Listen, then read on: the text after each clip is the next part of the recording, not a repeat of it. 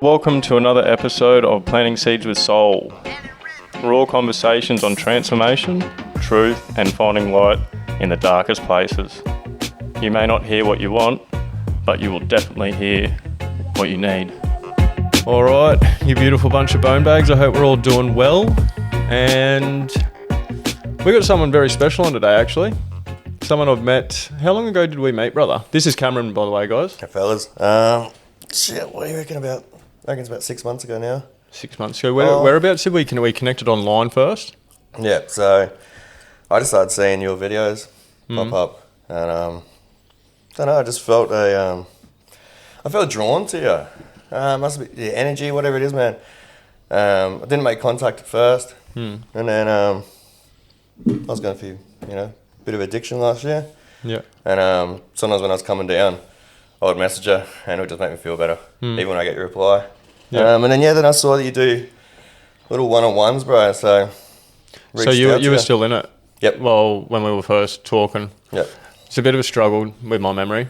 I didn't tell you too much about it. Yeah. Well, that's good. Yeah. We can fucking have a chat about that. I actually wanted to have you on, bro, because actually having met you in person and hearing a little bit about you and hearing about, your recent shift and some things that you've told me about, which I do want to explore more now that we got some proper time to talk about things and that, Of course. I wanted to have you on because, we all, go through these things in life, and, it's the shifts that we have and the shifts that we can share that can, land in other people's laps. And I guess it's just sharing that light, that things pass and all that type of shit. 100%. I guess, other people hearing about it that are going through the same shit. Could just help them. Yeah, Make them feel like they're not doing it, going through it their own, on their own. So what's your go? Whereabouts you from? You're living on the coast now? Yeah. So I live on the coast. Want to get away from the coast. Yep. Yeah, me and the wife want to sell up, move somewhere a bit more quiet. Not so many people around. Bit more secluded. Yeah, bro. We want property out in the bush. No neighbours. It's me, the wife, the dogs, and whatever else we make of it. No light pollution, so you can actually see the stars popping. All that shit, eh? No neighbours, no one hearing anyone. Just the creatures, eh? Just us out there, bro. You know what I mean? Make it what we want it. Yeah. Have our own shit. Just where you can have a day just cruising around your property. You know what I mean? Doing little bits and pieces. Yeah. So I was born in Tamworth, New South Wales. Oh yeah. I lived in we lived in a little town about 45 minutes out from there called Manila. Manila, yeah. Yeah, right. About 600 people. I haven't heard of it. Yeah, tiny. I think I had a couple of inbred families in my street. Oh really? Yeah, it's bro. like that, it's pretty wild. I think maybe I have 2 houses down. Yeah, I remember always just hearing, the parents telling you the stories and all that. 3 arms. Yeah, something like that. Yeah, 3 arms, 2 heads. Do you notice? No. You don't notice like that shit? No. It's gone now. Forgotten about it. It's worked its way out. That's it, bro. You don't even see it, don't even feel it anymore. So we lived down there. Maybe we're all inbred, but eh? We could be. Never know. At some point. somewhere down the line, eh? Yeah. But no, then the parents moved us up here. I think when we were about 12. They just probably knew that it was not much of a life down there, maybe. I don't know. They moved us up here. That was their excuse, Yeah. Maybe it was for them. You never know. But then we moved up here, and here we are. Yeah. And now here I am at 32, realising that this isn't for me here. Yeah. I need to get back to land, back to no neighbours, less people. Back to the real stuff, eh? I think so, bro. I think we've walked so far away from it. Yeah. We really have. It's all good to play in the game and shit. Yeah, for sure, yeah. But you play the game too much, fuck. All that sort of fake shit. Yeah, I don't know. The Gold Coast is pretty wild. There's a lot of competitiveness here between people. Yeah. And I'm not for it, eh? It's a bit of a show, eh? Right, it's a massive show. It's a massive show, man. You really can see, try and go about this in the right way of talking about it. You can really see, certain groups that follow certain groups, and it's such a big thing. And I just see such a following. It's crazy, bro. Yeah. Yeah. And that's all good and well, you know what I mean? Like if you're jumping out of a place and into another place, you know, like say you're in addiction and then you find some type of a running group or whatever. Like that's great. At least you're going from that world and into a new world, a better world, but don't be restricted to just that world. Yeah. I guess. 100%. You know, like I think we're like maybe that's why your parents moved too. Like we're meant to be explorers, you know, like we don't want to be constricted and limited, confined to one, I guess, location You gotta see as the world, per se, but also mentally as well. Like you want to explore your own consciousness and explore your own psyche, and we are explorers. Like we want to create and explore and see new shit. When we're stuck in the same shit every fucking day in and day out, gets old, eh? Right, it gets old real quick. Right, just the whole people go through life literally just doing that Monday to Friday, 2 days off on the weekend, 4 weeks off a year. Yeah. And they'll happily live that life, their entire life.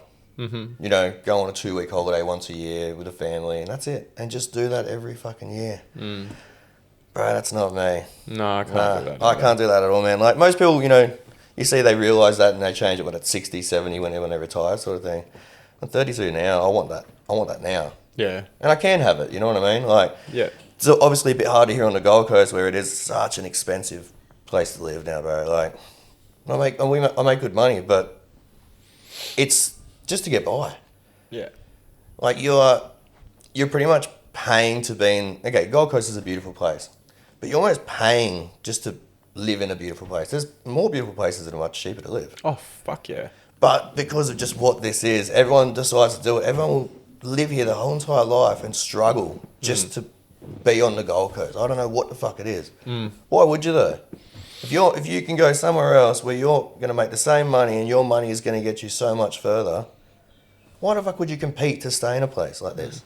People are scared to leave Where their you familiar. you struggle and you stress your entire life just to stay here. Mm-hmm. Fuck that. Yeah, no. No way, bro. No. No fucking way. And I see it in people as well, just how stressed everybody is. Oh, yeah. Even just like morale and just like in work and all that. I just, you know, they're the people I see most, you know. I'm spending 8 to 10 hours a day, 5 days a week with them. You rock up and you know, a lot of people are happy, but I've been to places where, you know, everyone's sad, everyone's fucking mad, everyone's angry.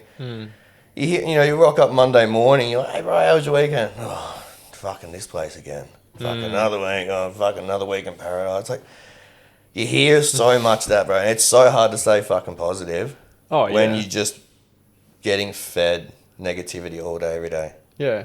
Like if you place yourself in an environment where the air is toxic, like you are going to get sick until you like jump out of that into some fucking fresh air. Yeah, bro. Yeah. You know, like you are going to get sick over time. 100%. Eventually, like that self-talk, like those boys or girls, whatever, whoever is speaking that negative reality literally into their existence every time they open their mouth. They think it and then they speak it, and they're literally just walking themselves straight into it. Yeah. And then obviously being in a trade as well. You know it's been, you've been in it as well, man, in construction. For a very long time. Friday arvo, everyone's just hanging for that pub. They're talking about, they got the bags already. I'm still in that program mind. Like it hits Friday and I'm like, fuck, I feel like a beer. Yeah. I've definitely calmed down. Yeah. Like I drink through the week and that. I find, like I had a thought yesterday, I'm like, I want to have a beer today. Yep. Because I was inside doing construction, Renos all day at home.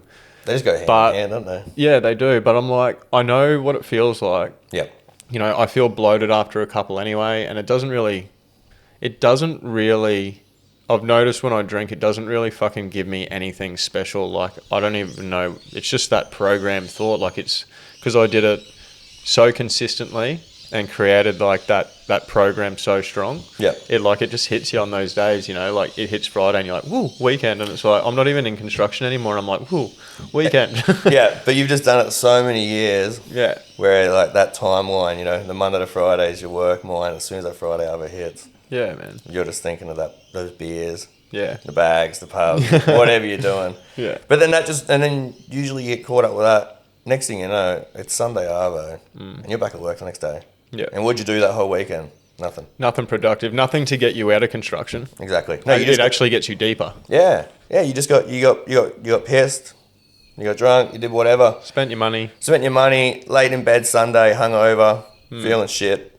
And then Monday comes around, you roll back to work, and that's why when somebody says, yeah, how was your weekend? Your attitude is, fuck, this place again. Yeah, this because is rough. you literally, and people will do that all year. And it's such a hard thing to get out of. Yeah. It is so hard. And it is, I feel like it's because of, obviously, that's just, mate, that's construction on the Gold Coast, I guess. I don't know. Construction period, I don't know. I've seen like, been over to Vietnam and Thailand and Bali and all those types of places. And, Vietnam recently, for example. And, the people over there are living I guess, rougher than us. And, the construction's definitely rougher. There's fucking wires hanging out of fucking everywhere in the street. You don't want to go touching shit. No. And those blokes are fucking happy. Yep. Their appreciation towards life is so much different than ours. It is. It really is. Our biggest place is Thailand. So we go to Thailand a couple of times a year, once a year, whatever. But we're always over there. I love the place. And bro, exactly what you just said. Like, they have nothing over there. They live in these tiny little huts they've built. No walls, water's dripping in on them. No money. And they are fucking happy. Yeah. They are some of the happiest people you'll see. Like you said, the construction, it's a shit show. You go over there, you got bamboo scaffolding. They're in thongs working, but you know what? It works for them. It works for them. Like, there's fuck all road rules, obviously. But I think what it is, as well, because they're raised to have common sense and to think for themselves. So they have that sense of survival. Let's say you try and, they got no road rules. There's deaths and all that on the road, as there is everywhere. Yeah. But you compare it to somewhere like Australia that has crazy road rules. Compare it to Thailand that has fucking none. It works for them. But you try and do that here. We don't have that, we don't have that, be able to think for ourselves like that, or, think outside the box. It wouldn't work. Oh, people literally have confined themselves to the laws and rules of what the system's put in place. All you need is common sense. I don't need a rule to tell me not to kill someone for no reason. You know what I mean? It's that feeling inside that you know it's wrong. Yeah, you know not to kill someone. I make my own rules. I have and this is the layered thing about rulings too. Like what you set up within yourself. I don't believe in taking life. I don't believe in taking any life. Even the smallest creature. For no reason. I treat all life as sacred, but I would take a life if the situation presented itself where I had to sort of protect myself or protect my family. So that's the thing. I believe in not taking life, not killing, but I will do it because I've set this other program up in me. I won't let anyone take my life or take something from me, like family or anything like that. Yep. So that's the thing about how you set things up within yourself, you know what I mean? Is I could be, that's contradiction in a way. I wouldn't take a life, but I would. Yep. But it's because of different... If it come down to the crunch, it come down to the crunch, yeah. And if it was either you or them... 100%, yeah. Or your family or them. You as a male, as a protector, that's something you believe in, that's something you take on. Yeah. I think most people would be the same. I'd like to think so anyway. You'd hope so. Yeah. You'd hope so, bro. But yeah, no, it's crazy when you think of it. And that's my thing now, bro. I see those people over in those countries. And I want that, I want that. Yeah. Happiness with nothing. Yeah. Just me family. Just my wife, my kid, and my close circle. Yeah. I got fuck all friends. I used to have a big friendship circle. Well, I'm usually, this is massively stepping out of my comfort zone doing this. Doing the podcast. Doing this, bro. I'm always a very keep to myself, socially awkward kind of guy. But obviously, trying to be a better me, do different things. Trying to step out of my comfort zone, bro. What do you notice about the way that you feel and that that's pretty, you know that you're the one that notices all things? Exactly, bro. What is the feeling of it all? What kind of thoughts do you have leading up to it? I mean, during, about the start, even now? So it helped that during the week at work, I was telling a few of the boys that I was coming on here, just talk about it, a couple of them were so fucking excited for me. Yeah. Even one of the boys who I didn't expect him, he's you know, he's his own person sort of thing. He's stuck in his head. He's got his own shit going on. Yeah. I've worked with him for years now, and I didn't expect him to go away at the end of the day and actually think about it. And the next day, he's like, oh, he come up and sweet. He's like, bro, he's like, you got your palm cards ready. He's like, what are you going to talk about, bro? And he's like, he goes, this is your opportunity to get your word out there. He goes, this is fucking cool. He's like, I'm actually jealous. And this is somebody like, this guy never engages in conversation like that. He's just, you know, he's gone through some shit and he's his own person. But yeah, to hear him say that, bro, I was like, he's actually like stoked for me. Yeah, that's and it made me talk, like, I was like, I got no idea, man. I was like, I don't know what I'm getting into. I said, I don't know if, like, we sit down and me and Corey talk about it before it starts, and, like, do we talk about what we're going to talk about? Well, we didn't, did we? No, Like, it was literally just, mate, we sit down, we start chatting, and it just rolls wherever the fuck it rolls. That's it. That's That's authenticity, like, in the moment. Exactly, and right. shit like that. No matter how you are, Yeah. that's authentic, you know? Yeah. I hope the boys at work have a listen to it, really. Bro, they will. Yeah. I'll show it to them. Yeah, I told them it'll be out there. Yeah. If I can have a listen, have a watch. 100%. But yeah, like, and then heaps of things went through my head, like, can I talk about this? Can I not talk about this? Do I want to talk about this? You know, if it's personal, it's out there for quite a fair few people to see. I'm like, but the more I thought about it, I was like, I'm open to talk about any of the stuff that, you know, any parts of my life. You know, it's all my story, and I don't see anything weird about people knowing my personal shit. People might, like, you for an example, you started with telling people your personal shit, and you realise it helps people. It's, you know, it helped me. Like, you just show me a different outlook on life, really. You know, it's made me, I feel like this is now the me. Like, I'm finally finding my purpose, my right mindset, just where I'm meant to be in life. You know what I mean, bro? Fucking oath. You know, away from my addictions now, and I've realised, like, what they were doing to me. I have the understanding of it now. I just feel I feel like I'm on me track, bro. Like, this is the best I've felt in years, man. Mentally and physically. Yeah. You know, a lot of people might say that as well, but no, like, truly, bro. Like, I'm at me That's so good. I'm on my path, bro. It's sick. You feel like you're here. Bro, I feel like I'm here now. Yeah. I feel like I'm away from all the negative shits that will pull me back. I'm on top of them. I'm so aware of them. I know the negatives now that pull me back into that. And I just know, I'm finally have the understanding of what's good for me and what's bad for me. Who found those answers? Bro, me. Yeah, you did. Only me, bro. Yeah. People can help me seek them, and, you know, but only I can find them, bro. Yeah. Only I, you know, it's my life. I'm the only one in control of my life, bro. Yeah. And yeah, the more you understand that, you know, I went through, like, you know, every fucking week I'd be like, you gotta stop. And you do it for years, bro. You say it to yourself every week until you are the only one that can fucking make that change, bro. You, like, whatever it may take to do it, when you find it, you find it. And when you finally got it figured out, it's sick. Oh. Bro, because it, like, struggles suck, bro. Like, the same shit in your head. You think that's just it, eh? Like, that's it, and there's nothing beyond it. Do you think it's normal? And you don't even think about coming out of it or whenever it's going to end. But, you know, sometimes it can go for 2 weeks, sometimes it can go for 2 years, bro. Everyone's different. Yeah. But yeah, it fucking sucks. It sucks when you're just stuck in those dark, repetitive things. Just that life, bro. Yeah. Whether it be addiction or fucking, you know, anything you do. But it's just repetitive. You're in the thick of it, eh?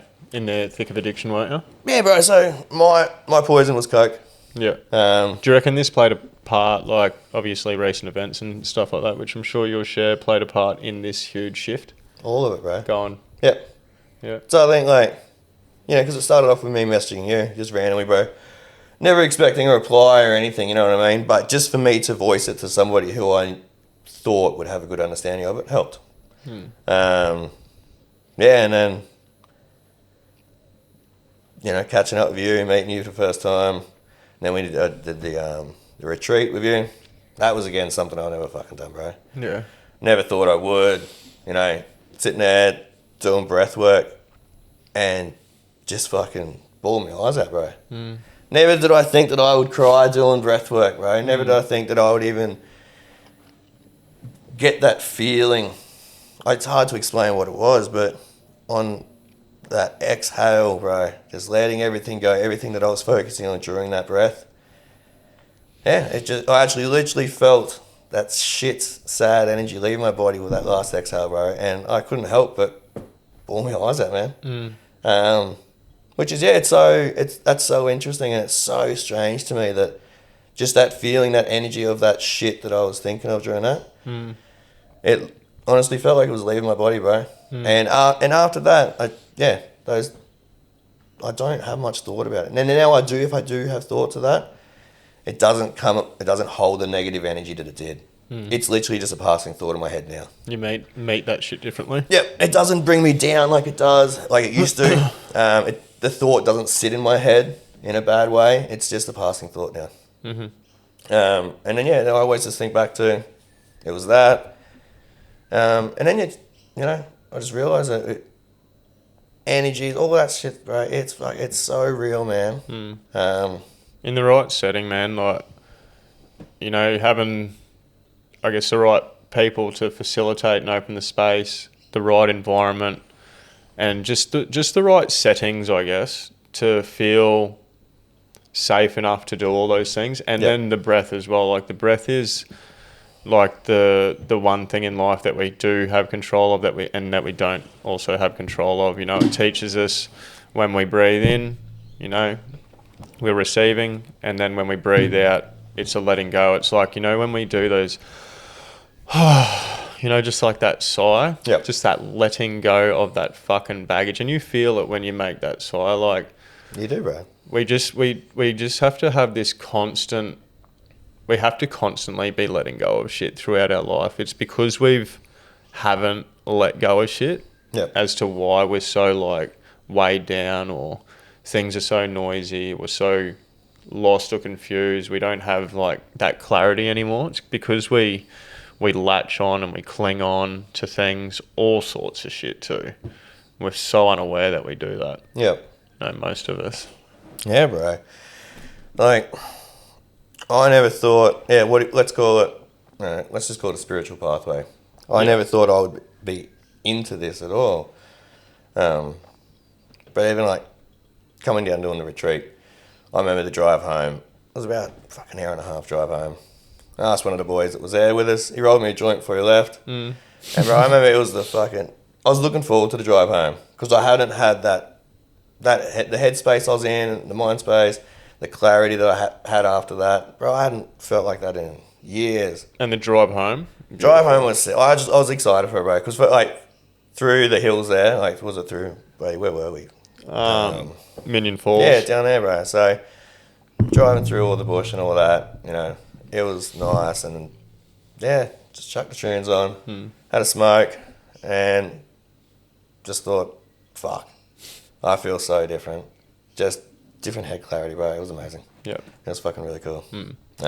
One thing people might ask too, and like obviously I smoke weed, talking about addiction and all that sort of stuff before. People might be saying, well, fuck, you smoke weed, like you're still obviously addicted to something. Yeah, guys, so... Like I said, I smoke weed. Yeah, I see it different with weed, bro. So, like, if I ever let weed control my life, I would stop smoking. So coke controlled my life, where, it'd be the only thing I'd think about until I got it. Like, it was constantly on my mind in a bad way. Where weed... I smoke when I smoke every day. I can have tolerance breaks if I want to have tolerance breaks.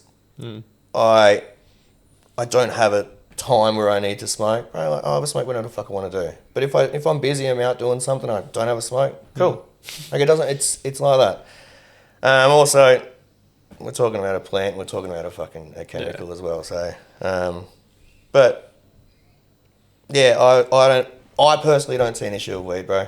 We addict to all sorts of things, bro. We are. Everyone's people just see that, and because they're brought up drug. Yep. you know, this is what it's done to people. This is what TV's told us that it does to people, all that sort of shit. And you know what?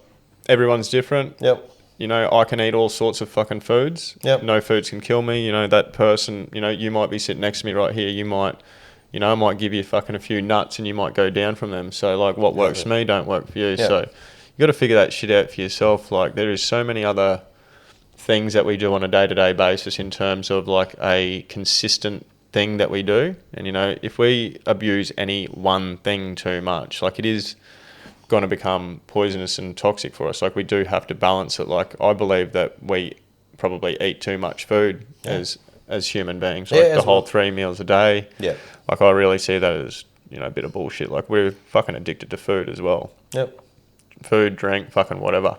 Yeah. Like you said, Thoughts. Everyone's addicted. Yeah, exactly. Lifestyle, thoughts, everything. Yeah. Yeah. Okay. Cool. I'm addicted to weed. Cool. Cool. Say that. I don't care. You know what I mean? Yeah. Anybody can say that. It's fine, and I'll admit it. Okay, I am. But I see it as it's a good addiction. It's a better addiction. It's an addiction I have control over. Why do we even call it an addiction? You know what? Yeah. Like, we eat fucking all sorts of shit and do everything every day anyway, but we don't look at that thing and frown upon it. No. You know, people to their own. Everybody can. Yeah. But yeah, no, bro, I see it as like you said, everybody's got addictions, whether they're good, bad, or whatever you make of them. Your relationship with it is the key. It's your relationship with it, 100%, bro. Like, look, some people could probably have a good relationship with Coke.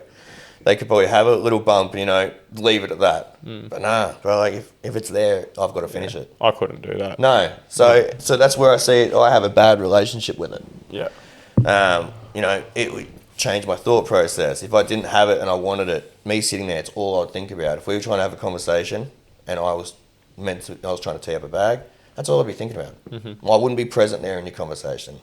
But when it goes to anything, any other, you know, with weed, I don't give a fuck. Yeah, you know that's why I do it, because it's like I don't give a fuck, but yeah. That not giving a fuck allows me to give the most fucks. Exactly, bro. You know, it actually it gets me very present. Yeah. It allows me to see more clearly. Yep. Like, I believe all those types of, you know, all plant medicines with the mushrooms and that, like, if you have a good relationship with it and you actually respect it, and it's not just this thing where you're like fucking packing a cone and just going trying to fuck yourself up. Yep. You know, like, I just smoke joints. Yep. I don't own a bong. I used to smoke bongs back in the day, but I can't do bongs anymore. Right? Like, I just plant you there on the couch. If I had a bong, I'm not moving. You know what I mean? It's different, isn't it? Yeah. See, I like to, you know, roll a joint, go for a drive, pull up somewhere, go for a walk, do all that sort of shit. Yeah. But yeah, it definitely comes down to your relationship with that drug. Yeah. And what you can and cannot make of it. And yeah, like, the amount of times I tried to tell myself, like, you can have this relationship with Coke, like, you need to get back to where you can just have a line and, you know, leave it there and enjoy that. But nah, it's like, if I have one and I've got a ball there, I'm finishing that ball. Oh, fucking I have to. Yeah. I can't stop thinking about it if there's still more. And pending the conditions after that ball's gone, you could potentially go get some more. No, if I'm feeling alright, and I can go a bit longer, 100%. You usually teeing it up when you've got a gram left, you know, so you're not running out, you know. And you're not like, you're not rushed. You want that a medley. Yeah, exactly. Yeah, you want to handball it straight onto the new one. Yeah, you don't want to have any downtime. No. You don't want to come down at all. Not a chance. No. And the come down is pretty brutal when she's on you. Right, and that was usually my thing. Like, Monday, Tuesday, Wednesday, I'd be coming down. I wouldn't think about it at all. I'd be like, nah, not fucking doing it this weekend. Thursday comes around, you know, the hormones are building back up. You know, you're like, oh, I'm feeling all right. Like, you know, I could go it again. Friday comes around, it's already organised. You know, you're picking it up that hour after work and you're on. And that was an ongoing thing. And it's expensive. Oh, you're not wrong, man. It's expensive, bro. Yeah, it's fucking very expensive. I remember, because I had my construction company when I was doing it beforehand, obviously, but once I started making more money, I started taking more drugs. More money I was making, more drugs I was taking. But, where was I going with that one? I fully fucking lost how my train. expensive it is. Oh yeah, that's right. Yep. Thank you very much. Yep. Oh yeah, that's right. Yep. Thank you very much. Yep. That's probably one of the downfalls of weed. Yeah. Oh, bro.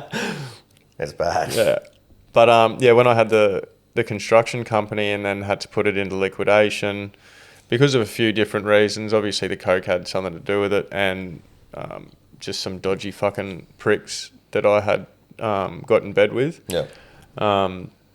We worked out through the books that I'd spent over 4 years, I think it was, 400 grand on coke, because all of the $7,000 monies that I was taking out was for the Aussies and shit. So, fuck. Yeah, that was pretty brutal to hear that. But it allowed me to. It taught me the lesson, not straight away, not at all straight away, but, reflecting on it after maybe a year, it made me realise that, because I'd lost all these material possessions and this fucking money, which is a material at the end of the day anyway, it allowed me to see that none of that was important, because I tried to take my life during the process and just a whole heap of other shit. Started reflecting a lot on family that I'd lost, and just started reflecting a lot, and it made me realise that all of that sort of stuff that I was chasing it was like I was chasing it and worried about it and stressed about it all at the same time. It just made me realise it wasn't important, man. Yeah. It really was not important. As long as I had my life and I was breathing air and I was being of service, not to myself first, so I could be of service to others, that's what really made me start being happy. Yep. Once I started jumping... I really don't like the online too much. It's a love-hate thing.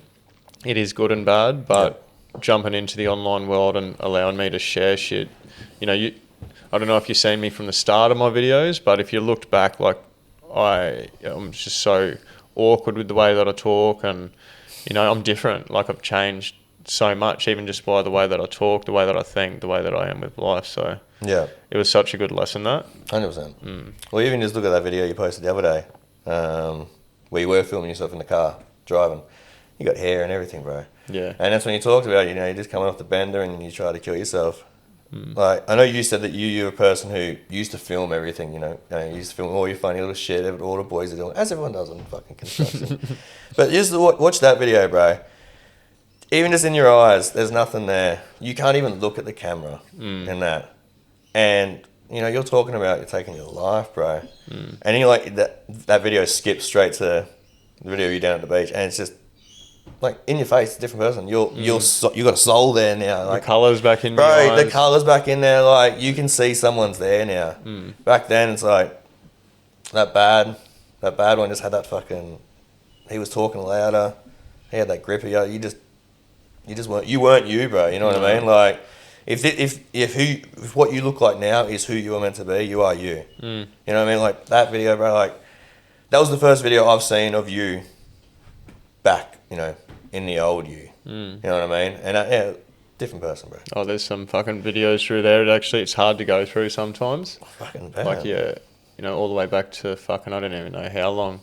There's, from 218 to 220s, a version of me which is fucked, and then another couple of years is a different way of being fucked, and going through them, it seems to I remember Kels, when I first started looking through them, she said after you look through that, your whole energy was fucking different. You were down, and something got you about looking back at those videos, because it had been the first time I looked through them since I'd come out of it, and even putting that one up the other day, that's the first time I've looked at that in years. Yeah. So many years. And I looked at a few others, especially the ones when I was in the Rabina mental ward. I was in there for a week, a little over a week maybe, and I documented all that because I was my whole identity was shattering.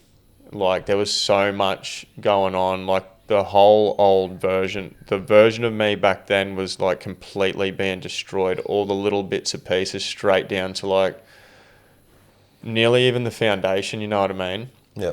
I kept the things about me that I wanted to keep that I liked, but there was a lot of things that I removed myself consciously, but there was also a lot of things that were just taken away from me, you know what I mean? Yeah.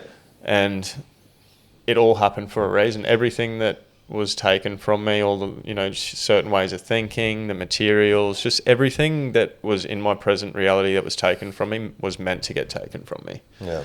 What else I was going to ask? I was going to say, so you said you spent like, 400 grand on coke over the years. A lot of fucking money. Heaps.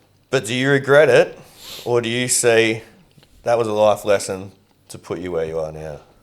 I feel like it's worth more than $400,000. What I've way more, like you can't even put a figure on it. What I've learned, and you know, I know a lot of people. You know, yourself, you've had your own personal journey from what you've seen. I haven't seen what you've seen. Yeah. You know, we can actually still see the same thing, but I still can't see what you see. You may see it differently. Yeah. You know, like, I don't know, driving down the road and, you know, like I point out that car to you, like, how fucking cool is that car in front of us there? You're like, I fucking hate that car. You might fucking hate that car because, you know, that car played a part in bringing some type of trauma to you. It might have killed a family member or fucking something bad happened in a car like that you've experienced, you know, like it's how two people can see the exact same thing, but I see it one way in a positive and you may see it in a negative. Yep. That's for sure, bro. But just saying, like, we haven't sat down and worked out how much we spent. I don't want to. Don't even worry about it. But no, that's it, bro. Like, yeah, okay, money's good. Money's important to live, in a way. Everybody has a different idea of living. But yeah, I don't regret it, bro. It's like, yeah, okay, it was a fun 2 years. You know, a lot of coke was had. Yeah, that's all I see it now. It's a 2 year period where I got a story to tell, and that's it. They say, I was watching a YouTube thing, I only watched a quarter of it, on Carl Jung last night, how this is his belief and way of thinking that God speaks to us through addiction. When I say God is the most sort of misunderstood word in the world. Like when I say God, some people may think the old man in the sky, you know, this is him talking to you through addiction, blah, blah, but I see it as, you know, addiction breaks you down so much that it strips you back to your true self, which is God, you know, the one that is aware of all things, you know, the witness or the watcher. Like that's what's allowed me to see things so clearly and actually be really present in life. Yep. To watch life more like a movie than becoming the movie. Yep. Yeah. Yeah, no, I get that, bro. And yeah, like look, everybody says they find God in their own way, sort of thing. And like you said, whatever God may be. We don't know. No, we don't know, bro. No. Everybody has a different interpretation of it. God, like when I think of that, I'm like the creator of this reality. Like I don't know what the fuck it is. What is this? Wait, what is this that we live in? Yeah. Like I look at it a bit like a simulation. Yeah. I really do. That actually, thinking of it like a game of GTA, you know, because I've played it and I understand it. Yeah. Like you've literally got this view and like this is one of the views that you can have. Like like because I see it as the same, bro, and I see people as, you know, NPCs, you know, non-playing characters, bro. They're the ones that are just they're planted in that simulation, in that game to do what they're programmed to do, and not do anything outside that program. Yeah. So to work work your 9 to 5, buy your house, have your family, line up to get a fucking COVID jab, you know? All that shit, bro. Line up to get your fucking 5-6 boosters. Be the first one down there. You know what I mean? And not question anything, bro. Yep. Just watch the news at 6 o'clock, 7 o'clock every night. Believe everything to the T that you see on that show. Don't question it and do as you're told. It's so toxic, man. Like, fucking, you look at the news, like, you know, watching the news, consuming the news with your ears and eyes every single night is like, and, you know, whenever it is that you watch it, even on the radio, driving to work and shit, is literally like eating the worst type of food every single time you're hungry. I know. And if you are a person that does that, like, not to be mean, have a look in the mirror and have a notice, like, your health at the moment and tell me if that's good. Yep, 100%, bro. And the people who, like, watched it, listened to it and all that, So no matter what video I see online, whatever the fuck it is, no matter what I think, okay, I'm thinking this is this or whatever it is, I will never 100% solidify that idea because I know there's 1,000 other ways, 1,000 other possibilities that it could be. But those people who are sitting there watching the news, that thought's not even going through their head. Oh, wait, I wonder if this is true. Or is this, could it be this or could it be that? No, they see it for what it is on that fucking 7 o'clock news. And that's 100% it. There's no doubt in their mind of what they're saying is true or is false. Those people, yeah, like you said, not to be mean, but you're fucked. Yeah. No, you're not fucked. No. But you're like, come on, like, you like, yeah, try to see it from a different, like, just I question everything, bro. Yeah. You know what I mean? Even things that I believe in, I still question them because who am I to say that they're real? Yeah. You know what I mean? Who to say, this lifestyle that we follow, we believe in positive energies, we believe in all that sort of stuff. Who's to say that's even real? But it's what works for us, it's what we believe in. Yeah. Again, it's not the only way to live. Everybody has different ways to live. Absolutely, man. But yeah, just don't be stuck. Yeah. Don't be stuck in that in what they tell you to do. Yeah. Look Well, at- it look can't outside make the you. box. It can't make you feel good, man, because it's all negative. Exactly. Yeah. Like you hang around fucking negative people wherever it is that you hang around. Like you are gonna fucking start to feel negative. Yeah, You're gonna right. start to talk negative. Yep. Yeah. And surround yourself with positive people, bro. That's why I don't have much of a friendship circle anymore. So when I was younger, all the one, your big friendship group, you go out every weekend. That's a lot of people to keep happy. There's a lot of bitching and fucking he said, she said that. Too many negative energies and all that. It's easy just to fucking be with the ones that I love and the ones that are on the same path as me. Yep. And, we've got the same interests, bro. Fucking oath. Same as family, for an example. You don't have to love your family, bro. I don't speak to mine anymore, just because they're not my people. You know what I mean? Every time I'd see my mum or dad and have a chat with them. I just want to get out of there. You know what I mean? Like start arguing with my old man straight away, or their beliefs are so different. Why is that? We just never saw eye to eye, bro. Me and my old man as I was younger, I did. But as I got older and just started seeing them for who they were and their personalities, their traits and all that, bro, just realised that they're not. Will they listen to this? Bro, yeah. Yeah. Yeah, I'm sure it will get back to them. I'm sure it will get back to them. Yeah. But anything I say about them, bro, is only the truth. It's only my truth. Yeah. And you're allowed to speak freely, man. I think so, bro. I know so. You should know so. Yeah, You're allowed I to do, bro. And as long as I believe, as long as you're not like wanting to go out and intentionally fucking wound people. Yeah. Even if you have been wounded, which it sounds like this has been a big part of your healing process. Bro, this is probably the biggest one. And look, no bad blood to them, bro, but we just went our separate ways, man. You know what I mean?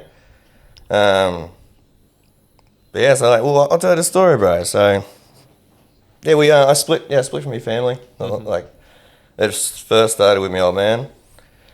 We had a falling out. The story there is quite long, but quick version of the story. I'll give you a quick one, so you know what the go was. Yeah. My dog got a tick. Yep.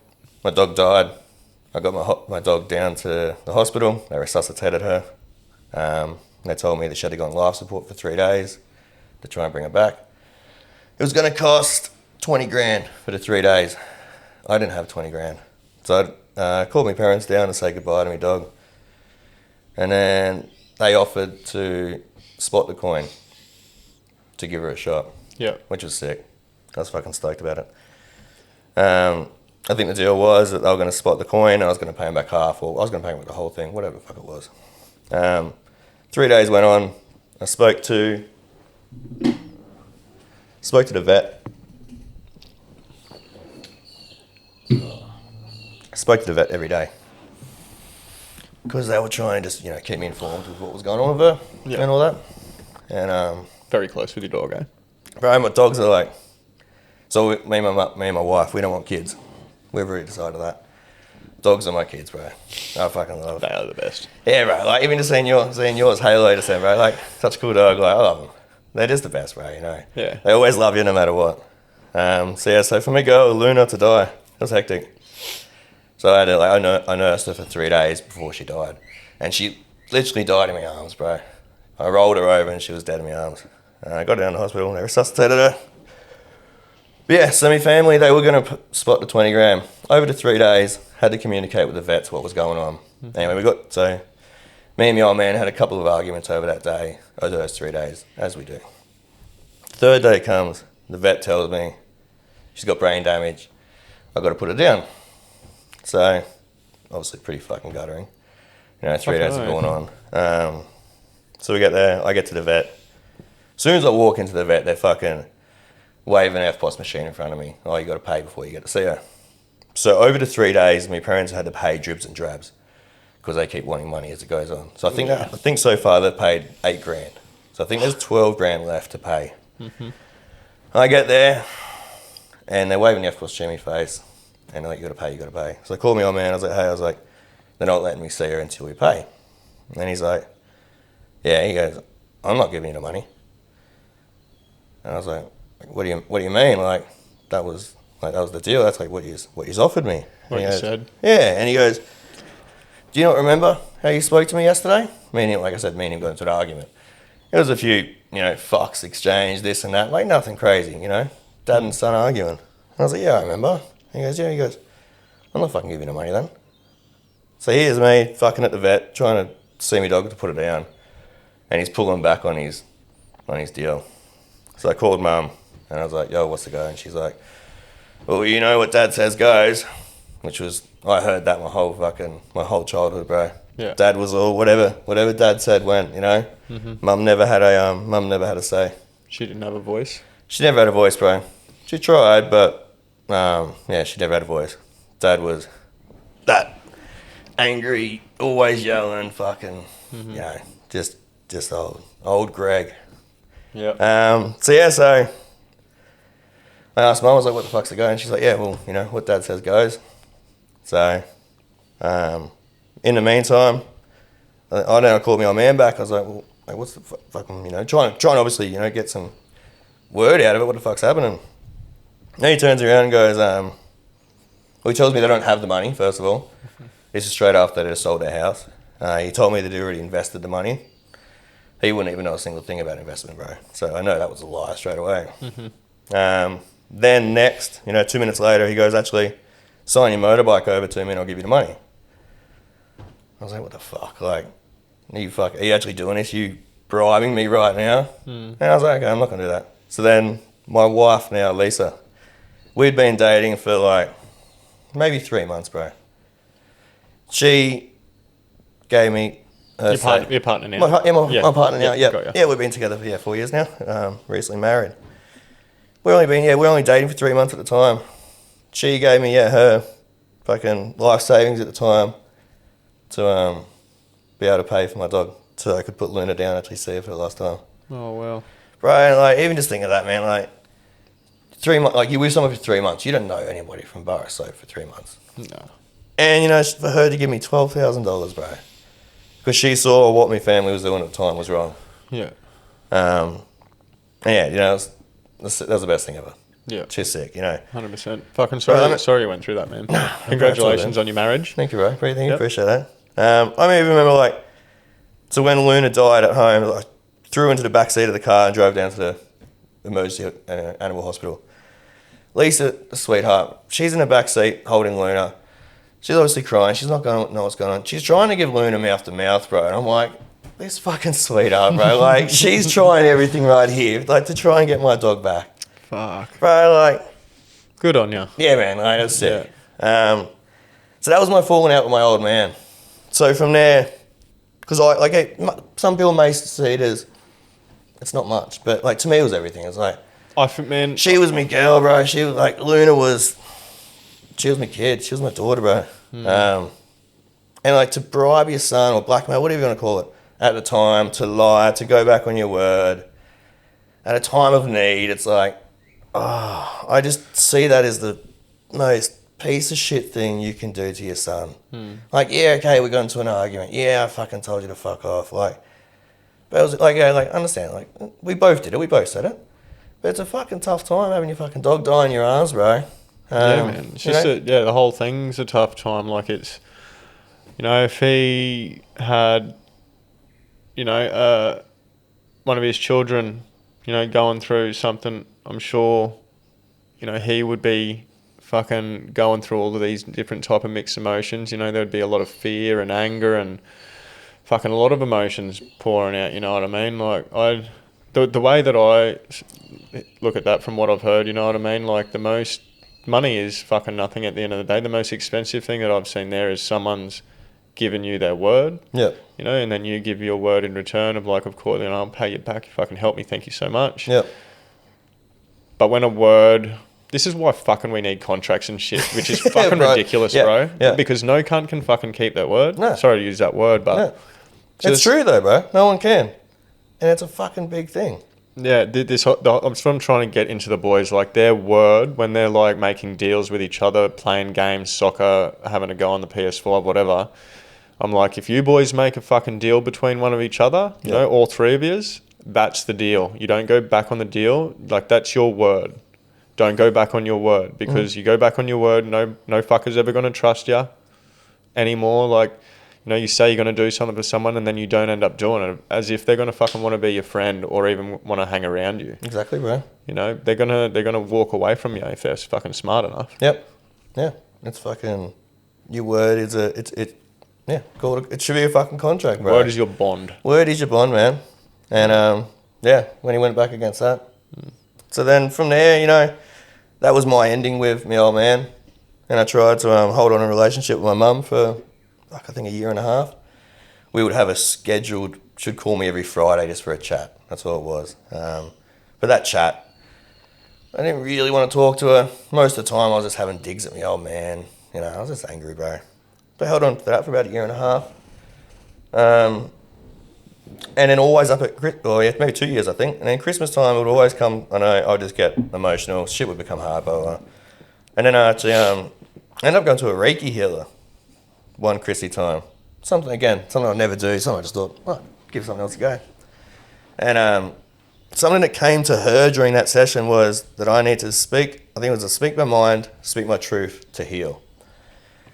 And from my understanding of that, I needed to have a conversation, because after it all, I never really had a conversation with mum and dad about what it did to me, how it affected me and all that sort of stuff. Because my old man, he kind of just thought, I thought they thought he's going to get over it, give it, he's angry, give it a few weeks and we'll be back to a family sort of thing, because I stopped going to family events, stopped doing all that sort of shit. So after the Reiki healer, I was like, okay, I called mum, I was like, look, can you tee up, like, can I come, like, can we have a chat, like, all the three of us, like, I feel, I went and seen this Reiki healer for me to move on and, get back, because my mental health after that sucked. Mm-hmm. Before that, I never really... Were you using a bit? Around then too?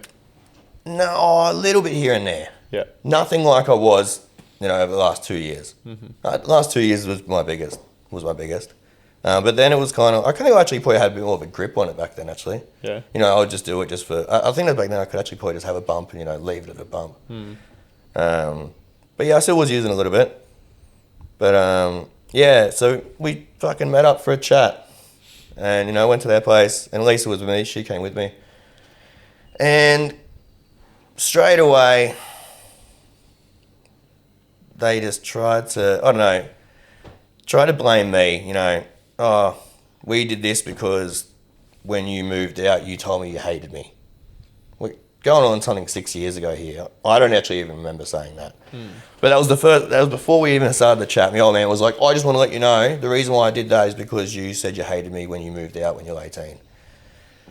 I was 24 when I was actually, we had this chat 4 years ago, so I would have been like 27, 28, so... He's going on to something from 8 years before that. Like, bro, I don't even remember. I don't even think I did that. I thought me and him were on pretty good terms when I moved out. But yeah, so what happened was, over the years, obviously, tried to keep a relationship with my mum. But over the years, bro, I started to realise that she was as much to blame as what he was. She could have spoke up and said, Greg, what you're doing is wrong. Like, we did give him our word. Like you said, your word's a big thing, man. So I realised that she was as much to blame as him. And it fucking sucked, bro. So after that, I had a conversation with them. They pretty much just tried to put it on me. I tried to get my word out. It didn't go as planned. And then after that, I think I've spoken to my mum once or twice since then. Not anything to do with, like, she's just messaging me, asking me something, if I've seen someone, whatever. So ever since then, I don't talk to them. And I do have a brother as well. Again, me and him would still see each other. Actually, he'd come buy weed off me every week. So we still chatted a lot. We were still pretty close. Unfortunately, he's always had a thing with lying, which just sucked. And I've always been very fucking. I can tell when he is. Extension of the truth type thing. Yeah, bro, but not even just an extension of the truth. Just flat out, just lie, just talking shit. Like, we could not even be on the topic of his lie, and he would just bring us onto that topic and just make up a lie, and it could go on for a fucking hour sometimes. And I'd never pull him up on his lies because I never wanted to embarrass him. Because again, he's my brother. Got ya. But I think probably like 7 months ago, bro, I caught him out on one, and I just said to him, I said, I'm done, man. I said, I can't keep talking to you while you're doing this. I said, you need to get help. So I messaged his wife, told her a little bit about what was going on, a little bit about the lying, and I said, like, I hope you get him help.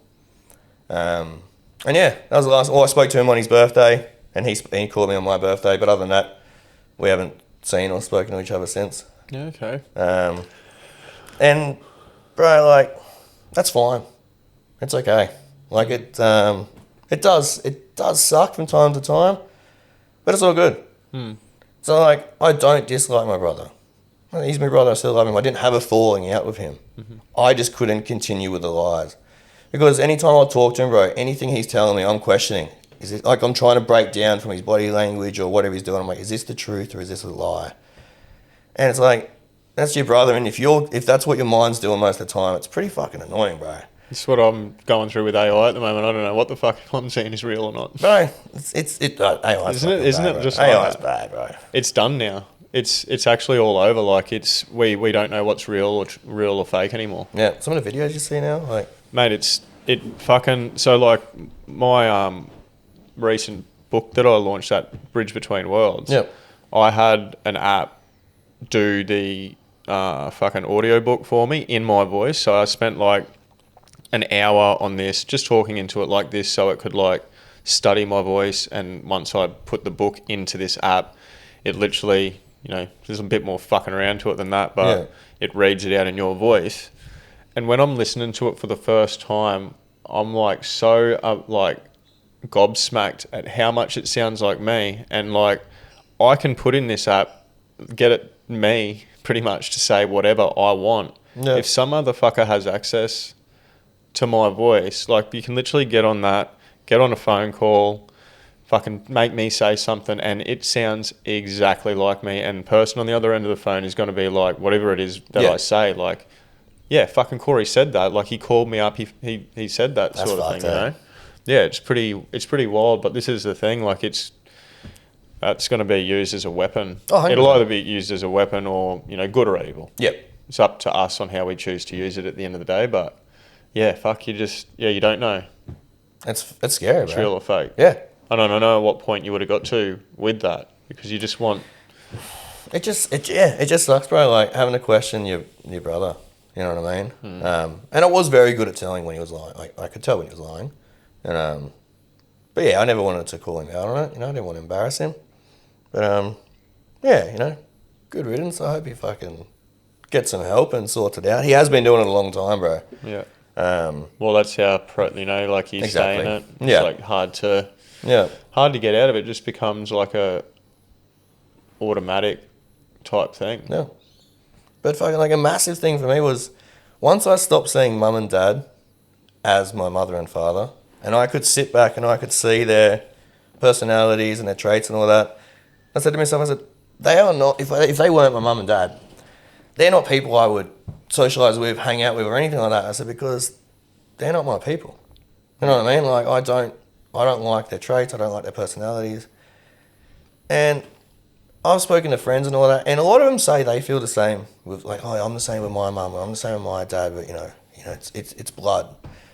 Doesn't fucking matter. Like, do not fucking put yourself through unhappiness or sadness or whatever you want to call it, just because you think you have to, because it's the norm or whatever the fuck it is. Yeah. Just because they're your family, you don't like. Okay, yeah, they brought you into the world. That's cool. Sometimes you split. You go down a different path. Like, thanks for bringing me into the world, but I'm going somewhere else now. It's your journey. It's your journey, bro, and it's not a norm that you have to keep your family. Yeah. No fucking way, especially if you don't get along with them. Yep. Like, bro, it was hard to hold on to them. Now that I don't, I feel fucking great. Yep. You know what I mean? I feel fucking great. I still got my little nan. I still go see her. Yeah. But poor lady. She doesn't like me old man. She never has. Yeah. She even told, mum when she was a kid, don't marry that guy. He's a scumbag.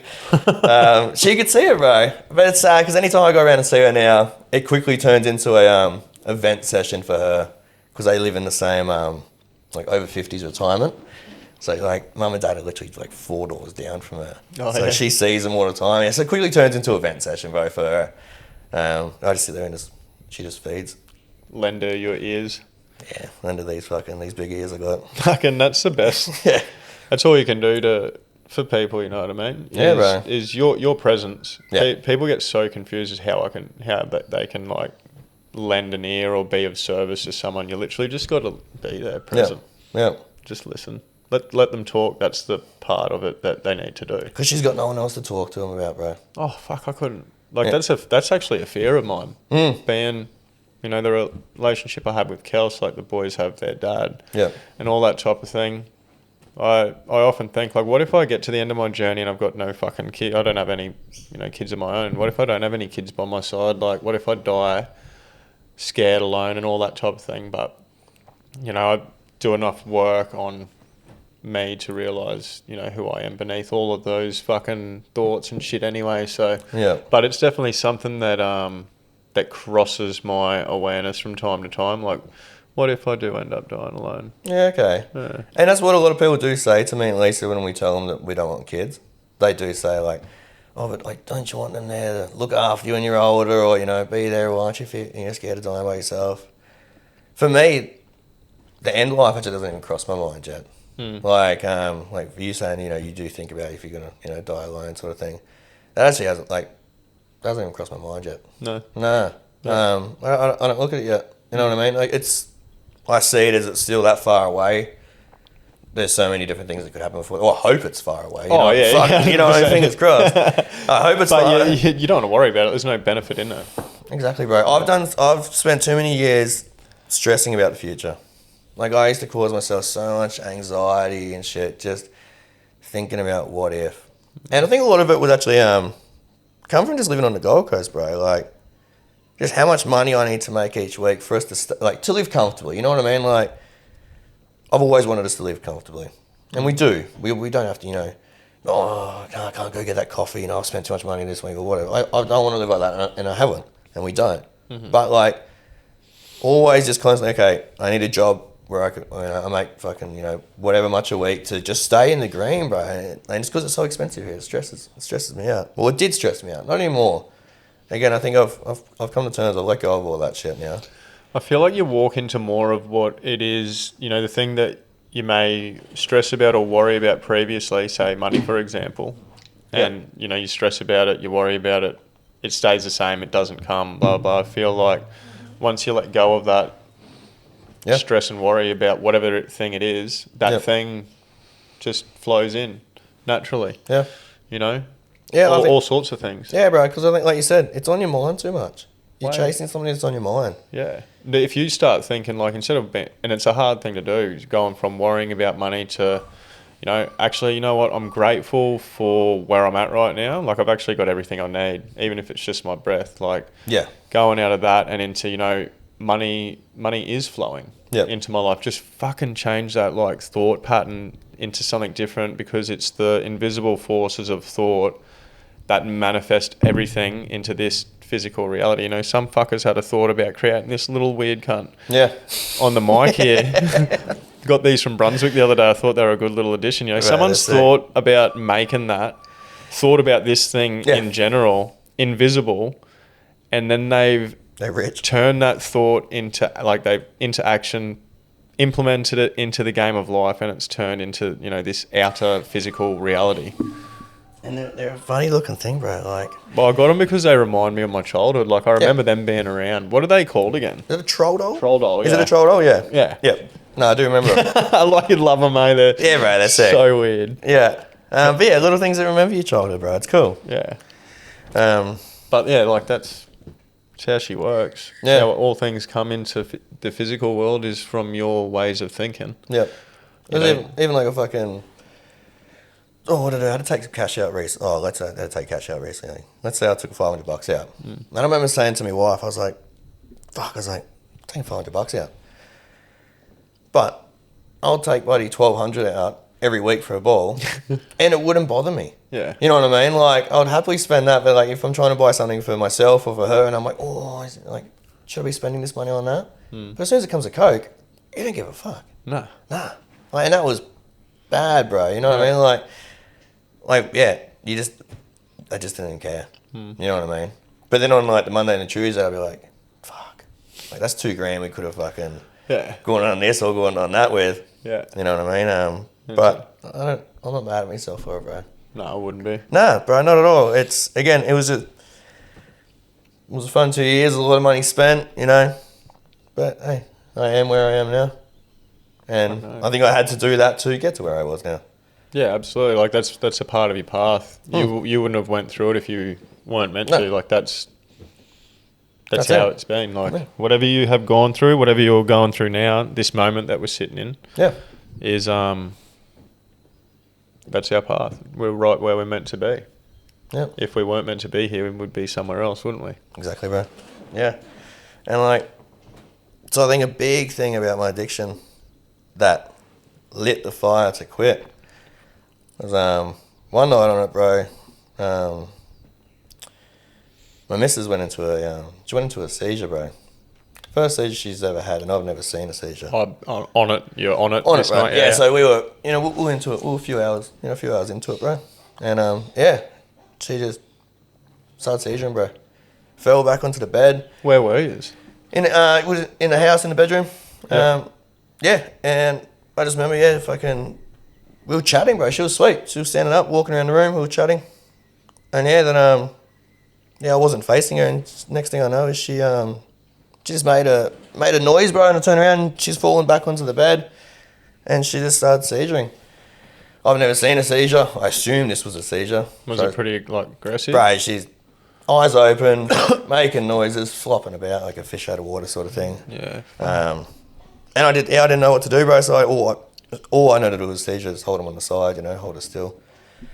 And I did that, bro. And I think it went for probably like 3-4 minutes. But midway through it, bro, so obviously the whole time she was flopping around, eyes open. Midway through it, she just went stiff, stopped moving. Her eyes are open. She was looking up at me, and she just I honestly thought she was dead, bro. Fuck, you would have been peaking, man. Bro, I was. So like we were like close to probably like 2-3 bags deep. So I'm in it. Yeah. I'm holding her. I can't reach my phone. I can't let go of her because she's flopping around. And midway through it, she went stiff, eyes open, looking up. And I generally thought she was dead because her eyes just looked blank, looked like there was nothing there. And then all of a sudden she started seizuring again. And as bad as it was, I thought like that was the biggest relief, bro. Like when she started again, because I'm like, okay, again. she's alive. I'm like, okay, sweet. And it went on for another minute, and then she come to. And at first she didn't know who I was, didn't know what our dog's name was because our dog was crying. And now like, bro, like just the thought of when I thought she was dead, like, even though it was only for probably 10-15 seconds, felt like forever. Oh, all I'm thinking is, okay, what am I going to tell everybody? How am I going to get through life? What the fuck's going to happen? Like, there's a lot of emotions flowing through. And bro, that was the fucking, hands down, is the scariest thing. I still have like, I don't know, what would be called PTSD. You have flashbacks of it? Yeah, bro, the sound she made, and just like as she made the sound, I turned around and saw her mid-fall, falling back onto the bed.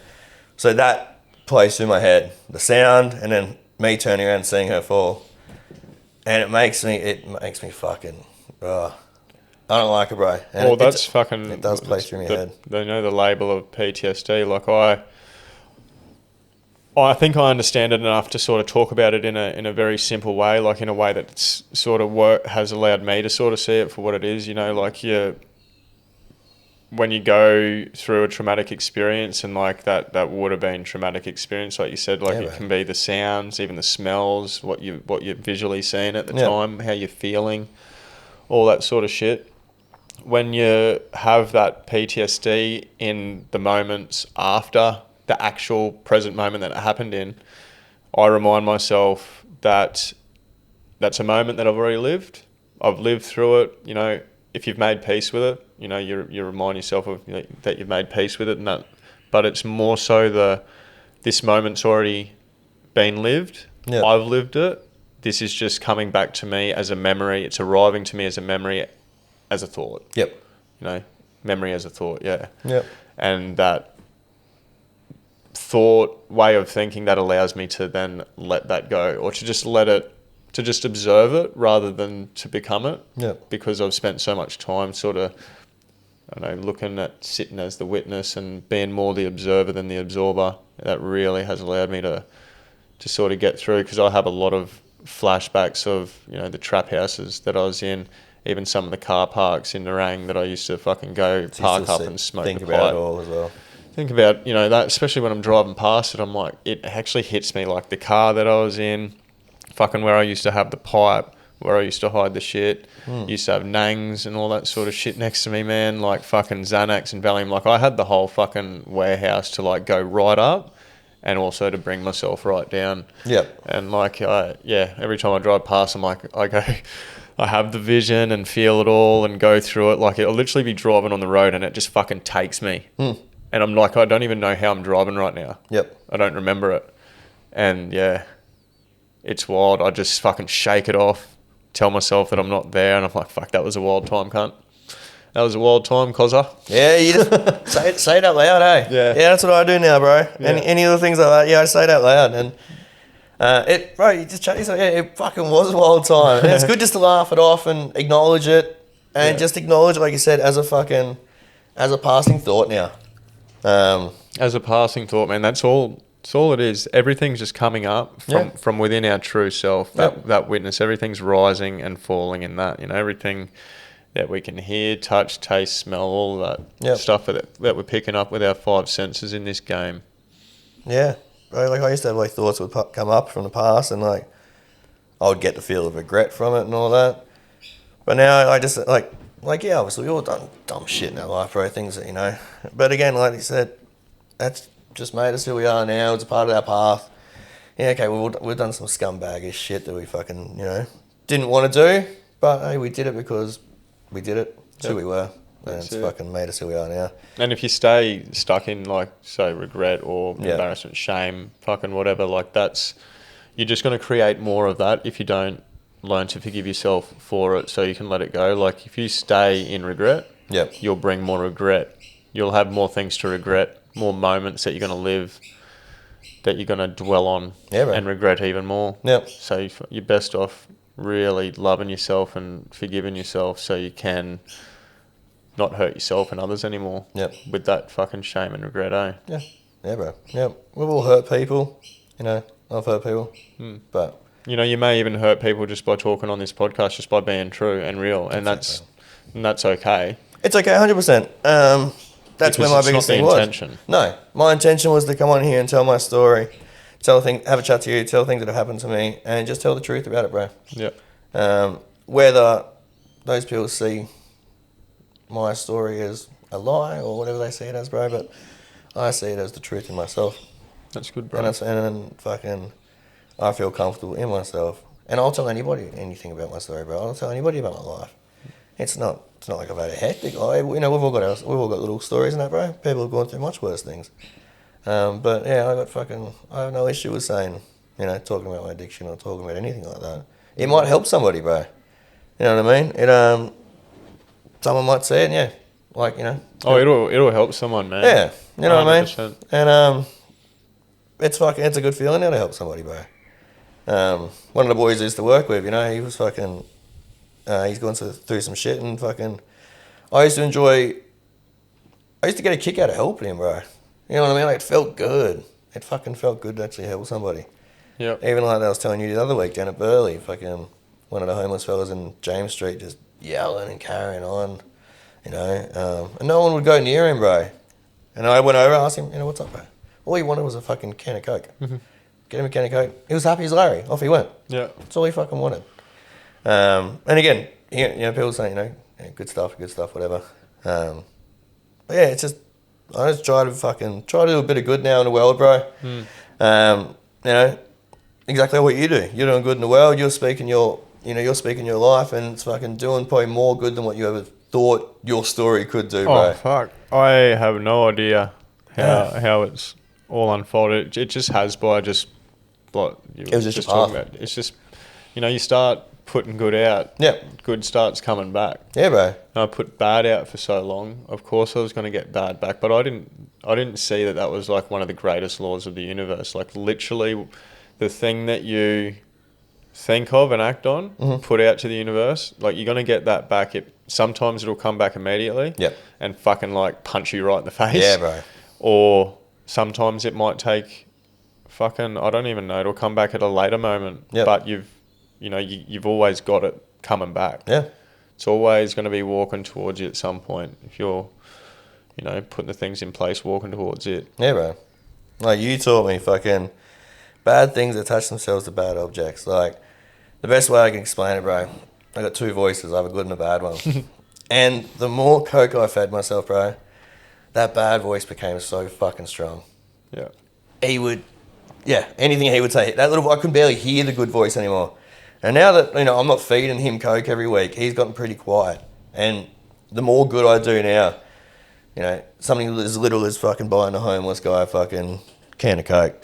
Look, he could have meant a bag of coke. I don't know what he meant, but I gave him a can. This bro. is liquid coke. Yeah. And he was stoked on it, bro. Look, I got him a bottle of water as well and told him that was the part of the deal. Drink your water and you get the coke.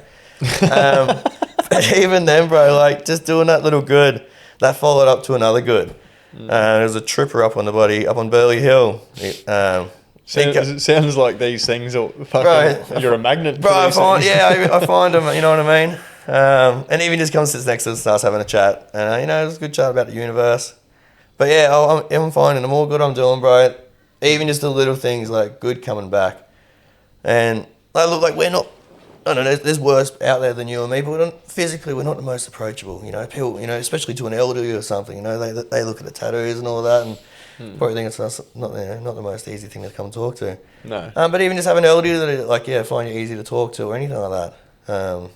I'm really fucking finding it, bro. The more good I put out there, the more good I'm receiving back. Yeah. And it is real, bro. Yeah, it is real. true. Like, you do bad shit, you put bad shit out there. Even like one of the boys I used to work with, he, you know, he was up, you know, in the drug game and all that. And he wondered why every girl that he'd get with was, you know, the exact same thing as him, you know, they're all into the drugs and all that. And he'd always say to me, I just want me a good gym chick who's fucking, you know, wants to be bad. And I said, well, bro, you're not going to find that unless you put that out. I said, you're getting on the drugs every weekend. Well, how are you going to attract a girl who's got a good job and goes to the gym 5 days a week when you're not doing that yourself? You're out getting on the bloody gear every weekend. That's true. Yeah. If that's the energy you're putting out there, that's what you're going to receive. Yeah. That's the energy you're putting out. You're going to get bloody strippers who bloody going to want to do whatever you want them to do for a bloody couple of lines.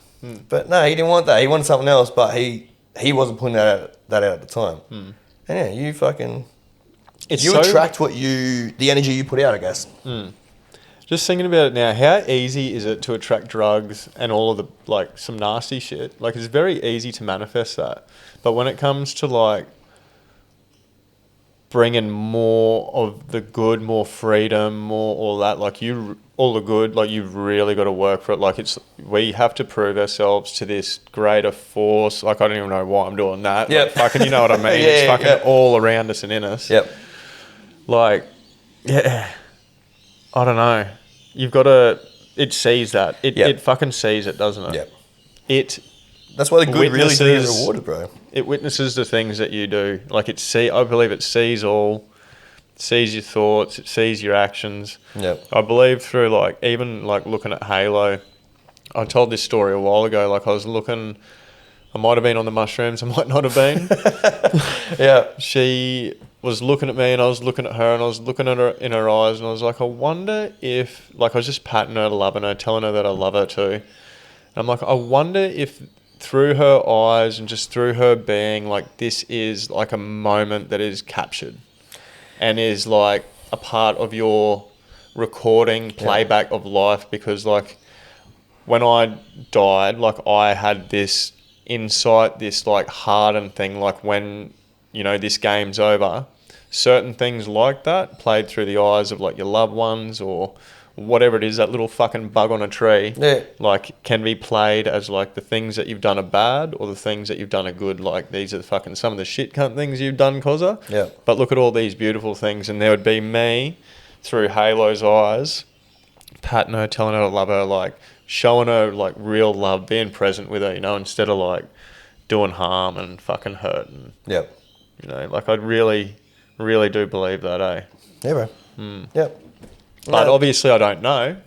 But I know. I feel it. But you like feel I it just and you feel believe it. it, bro. Yeah, yeah. Yeah. And that's all that matters. You know what I mean? Like, because we're never going to know. Yeah. We're never going to know. But you feel it's that, and it's that gut feeling. Well, a belief is something that you don't know, isn't it? Exactly. Yeah, exactly. Yeah. You can talk about that. That's religion, for an example. That's the whole thing. You know, they believe. Yeah. And you know, they're never going to know if whatever religion they're a part of, whatever God they follow, they're never going to know if that God if their story they've been told is real or anything like that. But that's where the big thing becomes is belief, I guess. That's it. Yeah. And Faith is very important. Faith in something. I think that's the one thing that gets you through when, you know, you're sort of at the end of in that deep dark hole and you really don't know what you're going to do. Sort of like that faith is the thing, like having faith that you're there for some reason to better yourself or something. Yep. No, that's true, bro. And that's fucking, you know, when you get dark, you know, there's plenty of times where I was like, what am I doing? Like, this is just such a repetitive thing, bro. And, you know, I got, you know, had dark days and all that. But, you know, there was always something fucking on the other side, bro. Yeah. It always got better. Oh, it does. Always gets better. It always gets like better, you right? said earlier, like you can be in it for 2 days, 2 weeks, 2 months, 2 years. Yeah. 20 years. And sometimes what it takes to get away from it is like, you know yourself. Sometimes you got to move, get away. Yeah. It's you know, if you can't just get away from the people, get yourself away from them. Yeah. And I understand it is fucking hard, bro. Like, so I had a month off work over the Chrissy break, and you know, there was no, you know, it was easy with, you know, not thinking about the coke and doing all that. We just stayed busy, did positive things. I know we've caught up a few times. We and did. shit. And a couple of times on the holidays. And I did say to you once that I was a little bit worried about going back to work because it was going to make me think about the coke more and all that. Just being surrounded by, again, construction and trade, you know, boys talking about that Friday bags on, or you know, all that, bro. And man, it actually did, bro. Yeah. So this was my first week back, and Thursday, Friday, I did start thinking about it, bro, because everyone's talking about it. All the boys, oh fuck, we're going to the pub tomorrow, fucking bags. And I started thinking about it. I really did, bro. But that little voice has, fuck all, he's not strong anymore. Like, you know, like it was a passing thought, and usually what used to happen was when it was a passing thought, it wouldn't just be it would stay there. It would be a continuous thought until I go get it back. That's where people go and do it though. So you've felt it, you've had the desire for it, Yep. you want to maybe like thinking about attaching yourself to it. What stopped you? Because that's where people can't. Because now I feel so much better. I just feel.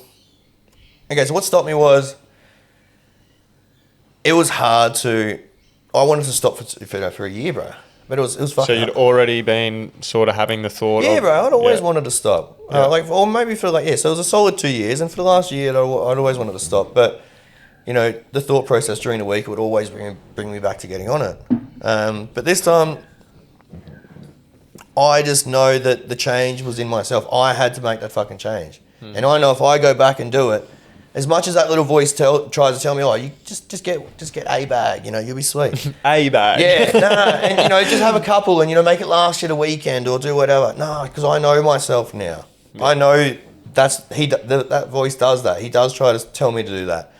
But I know that I'm like, if it's there, I'm not just having fucking a bag. You know what I mean? Like, but yeah, the bit that stopped me was I just don't want to go back there, bro.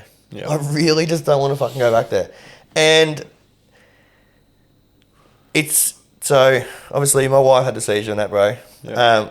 I blame myself because I'm the one that gets the coke. I'm the one that organises. I'm the one that says to her, "Hey, let's get one." Well, not one. It's always more than one. Yeah. Let's get a few. You gotta make yourself feel better when you're saying it. Exactly, bro. Yeah, try to talk it down. But yeah, fucking, bro. I see this. I almost killed her, bro. I have self blame for it, man. That's what lit the fire. I never want, you know, if she wasn't with me, bro, you know, she never really did it before me. Yeah. But you know, so she started doing it when I was, because I was like, let's do it. So I have self-blame for it, man. Yeah. What, still now? Yeah. Still now, bro. Yeah. Still now. I do. You're working on I'm working on it. I'm working on it, bro. I'm letting it go. And, you know, she tells me it's not your fault. And I understand that. Well, we've spoken about this before, you know what I mean? Like, I understand that. And I've had this talk with a lot of people recently as well. Like, you may have had the thought to go get it. Yep. You know, you may have offered it to her. Yep. Come on, let's have a good time. Yep. Let's fuck around. But, like, you don't have a gun to her head. No. You didn't, did you? Nope. No. Gun to her head saying, you know, put this up your nose. Like, she literally has to, you know, take the note or however it is that you're doing it and literally inhale through her nose. Like, you know, like we make our own beds, we make our own choices. Like she's just as accountable as it 100%. for you. And that's what she says that's to me, so right? hard to hear, man, because you feel like, you know, like you take care of your woman, you take care of the ones that mean something to you, and I don't doubt that for a second. It feels like you may have gone against something like that, which I understand too, but it doesn't change the fact that we're all accountable for. And that's how she explains it when I say to her that I have self-blame. She goes, I'm the one that put up my nose, you know what I mean? Yeah. But then I turn around and be like, yeah, but if I didn't get it, you wouldn't have any there to put up your nose. Yeah. But you know, like, it's a co-created. Yeah. Life is co-created. That's how the retreats are. You know, we don't have a retreat without people like yourself and everyone else coming to co-create the day. Yeah.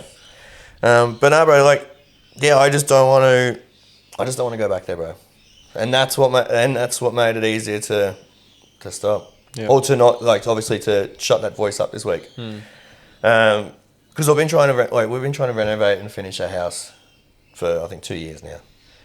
But when you get on the coke on a Friday night, you're not doing anything Saturday or Sunday. I'm fucking laying on the couch, smoking joints, watching Potter. Fucking Harry Potter, but exactly. You know, so like the 2 year bloody house renovation's just been going and going and going. So like, you know, we've got our goals in sight now and driven, and I just keep pushing forward to it, bro. And I would much rather spend a day, let's just say going out for a walk, going for a hike with the wife, instead of just sitting there, coming down next to her on the couch. Yeah. I'd rather spend some fucking quality time. Like, like the night when we're on the bag, sick. Mm-hmm. But so is fucking doing something with her not on the bag. Yeah. But then also if I do something with her on a Friday night not on the bag, I also get a good Saturday and a good Sunday with her. Yeah. Or I can sacrifice and have one good night, but then I have 2 shit days. I'd rather have fucking 3 good days, bro. Yeah. You know what I mean? And also extra money in the pocket at the end of it. Like, oh, fuck yeah. And that extra money, there's more holidays, more quality time, more things, more time off work. But like, you know what I mean? Like, it's about spending the quality time with her, bro. That's awesome, man. Like, I've spent too much time just coming down next to her on the fucking side of the couch, bro. Sitting there on our phones, just trying to grab that little bit of dopamine. Well, it'd be hard, wouldn't it, man? Like, so being in it together, you know, having a dig, having some fun, blah blah, and then having the come downs and whatnot, and then stopping. Like, life's a bit different. Yeah. You know, like even the relationship between yourselves, like Relationship got better, bro. It definitely got much better. And I think it comes down to just both being more present. Because we obviously going through all that. I don't know what's going through her head at the time, but if it's anything like mine, it's fucking all over the shop. You know what I mean? And I assume hers as well, because when we both stop, we've both become closer again. Yep.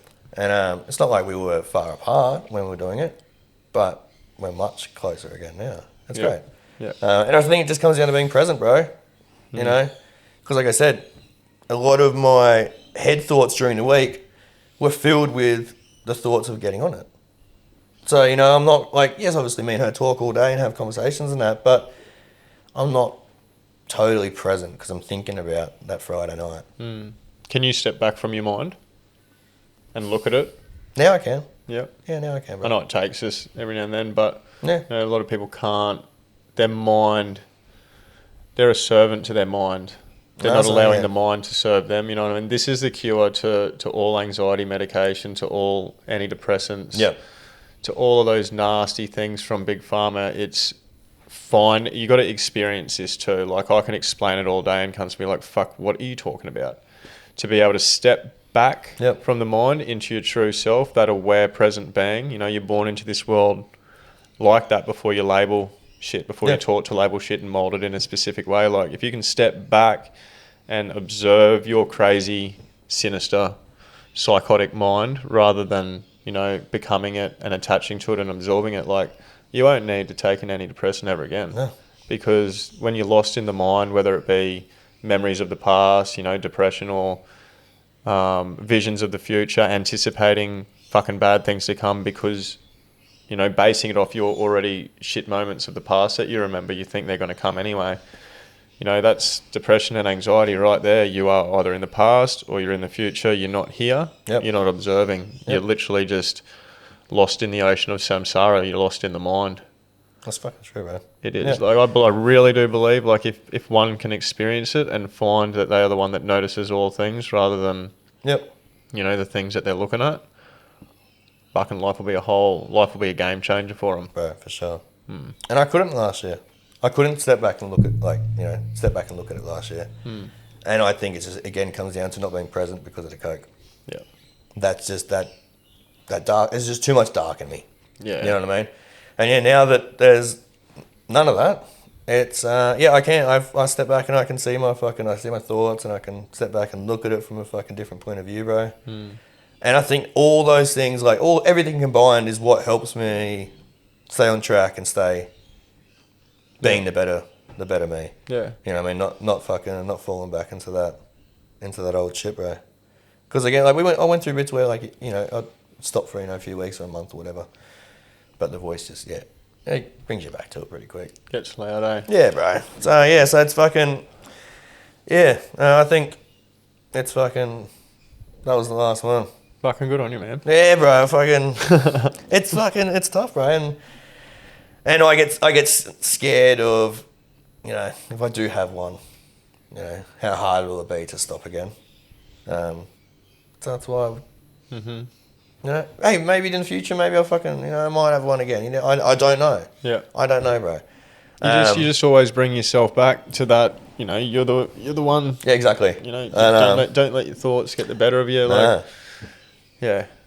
I've had plenty of things cross my paths, you know, that I didn't like, and I've made still plenty of mistakes even after, you know, being in that way, different mistakes and that, but being able to see them, meet them differently. Like, if I was out and about and, you know, a situation unfolded and I had a line, like, I wouldn't kill myself for it because I'm so many years not having a line. Like, I have just so much control. You know, I do, but I don't. Like, I have control of the right things now. The things that I'm still working on and the things that I'm unaware of haven't sort of come to the surface yet. Like, I'll cross that bridge when I get to them. I'll deal with it when it chooses to rise. That's it. No point in stressing about something fucking. No, I'm not going to go looking for trouble. Exactly, bro. Exactly. Not going out picking fights. No. No, not at all. Yeah, wait till the fight's upon me and I'll That's it. fucking give it a good go. Yeah, bro, and that's it. Like, I spend too much time fucking worrying about the future. Like, it fucking caused me a lot of anxiety. Your future's good, man. Yeah, bro. It is. I truly believe that. Yeah, and I do. I honestly believe that now as well. Like, where I am now and, like, what me and Lisa see as our future and, like, our, you know, just our idea and our targets and our goals and all that. Bro, it's sick. You know what I mean? Like, it's exciting. Yeah, man. It's fucking exciting, bro. And, like, we're just going to let it be what it is, you know what I mean? Yep. Wherever we end up, whatever we end up doing is what we're meant to do, I guess. Fucking oath. But yeah, fucking, yeah, just not be tired to here, bro. Not be tired. Like, you know, setting up the full drive, go to a lap of Australia. Like, I don't know. We just want to fucking live a little bit. I want to fucking explore, eh? Bro, literally, like, you see everybody doing it, and, like, I'm one to never compare my life to anybody else on socials, you know, but, like, it is a fucking cool idea, bro. Like, we love camping and all that shit. And, but yeah, like, you see there's some fucking cool spots around Australia. Oh, yeah, there's magic places around That's here. sick, yeah. And, yeah, bro, I think it'd be mad just to pack up, have no worries, and just fucking, you don't know where you're going to go. Wake up one day, fucking, all right, let's go here. Fucking start cruising there. Go there, go do it. I think when you don't know the path, because we don't know it anyway. No, we don't. You know, just as long as you're stepping off that well-worn path, and you know you're in a place of the unknown, you sort of don't really know what to expect or what comes next. That's turning life into a proper fucking adventure. Stepping off the well-worn path, the day-to-day, to the 9 to 5, the go grab a coffee at this joint, you know, go run the same streets. Like, I don't know, like I try and change it up as much as I can. Yep. You know, until I can change it up some more even. Yep. Yeah, fucking, a lot of people don't do it till, like, they're retired, you know what I mean? Well, that's the whole way you're meant to live life, isn't it? Fucking go to school, get a job, buy a house, get married, have kids, work a 9 to 5 till you're, what can you retire now? 65, 70, whatever the fuck it is. Probably fucking till you're dead. Yeah. Fucking, I suppose what it's going to be when we can retire, you know what I mean? Like, you're probably not going to be able to retire till you're Like, 90 I got money in something. my super now. Yep. I want my fucking money. I want it now. Yeah. Like, it's no good to me when I'm that old, man. No. It really isn't. No. I'm putting things in place for my own self now. Like, I don't need any help. No. No, you don't, like, what, the government are here to help us? Yeah. Fuck off. Why am I'm putting money into super every week for you guys to babysit it for me until I reach the age of what you deem able to retire. And by the time we get close to that, it's probably going to be, I think it's 65 or 70 now, I don't know, one of those two. It's going to be fucking further than that when we get there. Oh, yeah. Our super might not even be around when we get there, you know what I mean? That's what I mean, let me get it. Yeah, they use it to fucking pay off some other debt or fucking some other bullshit story that they fucking conjure up over the time to tell us where our money's going. Yeah. I want my money now. Or to feed the show of the movie that they're fucking playing out on TV. Yeah, exactly. It's a fucking expensive production by the looks of it. It is, eh? But like, even the whole stigma of like you're not meant to, obviously everyone does their own, but like travel when you're retired. I don't want to be fucking seeing the world when I'm 70 or 80. Like, Nah. being like physically unable. I want to still be able to hike and shit. Exactly. Yeah. Like, yeah. You want to be able to physically do half the shit that you can do over in those cool worlds. You know what I mean? Like, yeah. Fuck doing it when you're 70, bro. Nah. Like, where you're struggling to get out of a fucking bus or something, or struggling to get out of your plane chair. It's like, no, you want to be able to run places. You want to be, like you said, go do the hikes, go bungee, go sky, go do whatever the fuck you are, wherever you are. You know what I mean? Not do it when you're 70. No. Do it when you're young, and you can make more of it, and you can remember it more. Yeah, fuck yeah. Yeah. Yeah, fuck the whole idea of life, of what you're meant to do and what you're meant to follow. Yeah, don't think that it's just that fucking one way. No. You make your own way. Like, make your own rules. Just be a fucking good person about it in the process. That's all it is, bro. You make your own rules, but there's really no limits, only the ones that you've placed inside yourself. Yeah. And we all place them inside ourselves. It can't happen any other way. Yep. You can't go fucking blaming any fucker for, like, you know, it's because of you as to why I'm like this. Well, change. You know, you set it up within yourself anyway. Like, they couldn't write your program. You wrote it. Sorry that it happened to you and all that type of thing, but rewrite. Yeah. You know, like, that's the power you have. Rewrite it from that shitty thing, the way that you're looking at it, and into this new thing that's actually going to allow you to face, you know, you face that devil and go to a new level type thing. Face the shitty program, the shitty belief and idea that you've set up in your head. Face that, fuck it up, move on to the next level. Let it go. Yeah, people get so fucking caught up in it. Yeah. But yeah, you make it what it is, bro. Fucking oath. You can do anything. It's crazy when you fucking think about it, though. Yeah, man. Like, you can literally, like, as long as you put the power into it, you can change whatever you want to change. I know. And if anyone's having a thought right now, like, no, you can't. Nah. No, you can't. Like, that's it right there. That's that like, thought. Out loud, tell that fucking thought to shut up. Like, because it would be, it's the first thing to go through someone's head when they hear that is, that bad voice. No, you can't change. No, you can't change. Or shut the fuck up. Or even, like, people might say, oh, yeah, mate, whatever. It's easier said than done. That right there, that thought, that's blocking you too. Yep. They're all blocking just as much as the other one. And, like, yeah, okay, like, it can be, like, sometimes it is hard to do. But you just got to find, like, you just got to get the right tools and find the right way to do it. The way that works for you, the way that suits you. Yeah. You can get out of it. You can fucking get out of everything. Any little addiction, any fucking thing that voice is telling you, nah, this is you're stuck doing this. You're not fucking stuck. Like, you can change. You really can. Yeah, you keep telling yourself you're stuck. Yeah, don't speak yourself. that shit into existence. Don't even think about it. As soon as you catch yourself thinking about that, out loud, shut the fuck up. Yeah, tell that voice, tell whatever that is to shut up. It doesn't have to control you. No, man. It's got to do what it's told. It's got to shut the fuck up. It's got to, the entity or whatever, the thought, the belief, the idea, that invisible force, however which way you look at it, has got to fuck off if you tell it to. Yeah, because it's your life that it's coming into and you're in control of your life. Yep. Tell it to fuck off. Yep. Tell it you don't want to hear from it. It took me a while. Like, that's how I did talk to my thoughts, especially at the start. And, like, it took a while. But, like, the more you tell it to fuck off and that it's not you, like, and understanding that it's not you and you feel that it's not you. Yep. Because if you're seeing the thought, if you're seeing something else like that, the thing can't be you at the end of the day. Yeah, exactly. The more you tell it to fuck off, like, it might not feel like anything at the start, but if you just start slowly programming yourself, you know, with all these little fucking ways of speaking for the better, it'll change. Yep. Eventually, but... And like you said, fucking... people who may have the thought of, oh yeah, easier said than done. Right, look, it might be. I can say myself, it's hard. And you could probably say yourself, it was fucking hard. Yeah. But once you do it, it's fucking easy. Yeah, good things aren't meant to come. Nah, bro, no. Easy. You just got to want it enough. You just got to want it enough. And yeah, people just need to, people know it. People do know it. Some people know they're not stuck like that. I don't understand. And I can tell you, fucking one of the easiest things that helped me was reaching out to you and just talking about it. And obviously talking, like, therapy, okay, let's go see a therapist. If I went and told a therapist anything about drugs, they're not going to be able to relate to me back in the terms of from somebody who's actually done it and overcome it. They're going to talk to me about stuff they learnt in fucking, uni sort of thing. The thing that I found helped me was that you could relate to it and you could talk to me from your experience.